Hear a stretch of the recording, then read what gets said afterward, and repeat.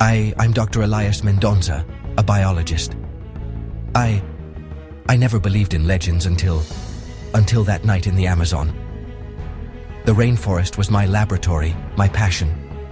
Endless green canopies, the symphony of life echoing through the trees. But beneath the beauty, there was something else, something the locals whispered about with fear in their eyes. They called it the Murmuquara, a creature that lived between shadows, silent as the mist over the river. It steals thoughts, they'd say. It lures you into the depth of the forest. I laughed it off as superstition. After all, I was a man of science.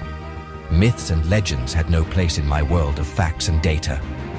That night, I was alone in my camp, the generator humming softly as I made notes on my latest findings. The air was thick, humid.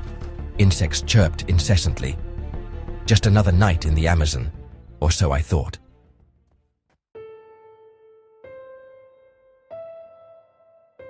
Then I heard it. A whisper.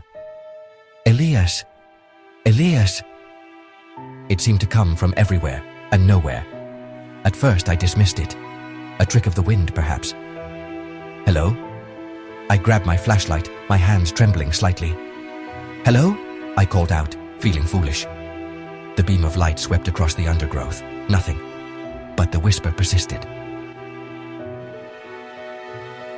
My heart raced. Was it the wind? A bird? No.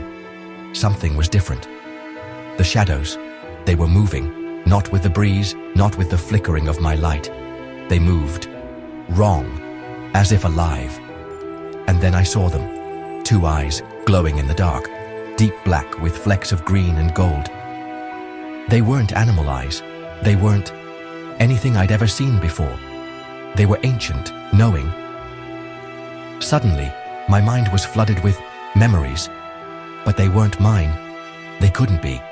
A village in flames, a creature emerging from nothing. Fear, ancient fear that seemed to stretch back centuries. Then, as quickly as it began, it was over.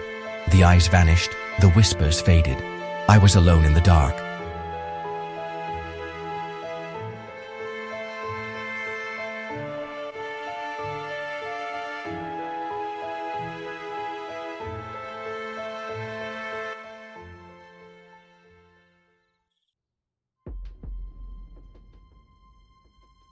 They found me the next morning by the river. I must have wandered there in my daze. My colleagues were concerned. They said I was babbling about whispers and eyes in the dark. I couldn't explain what happened. I still can't. How do you describe the indescribable? We packed up the camp that day. My research forgotten, my scientific curiosity replaced by something else. Fear, or I'm not sure.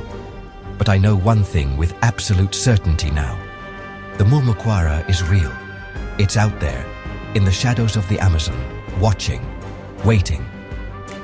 It knows our thoughts, our fears, our deepest secrets. And someday it will return. Now, when the wind rustles through leaves or shadows flicker in the corner of my eye, I remember those eyes. I hear that whisper. Either way, I'll never look at the darkness the same way again, and neither should you.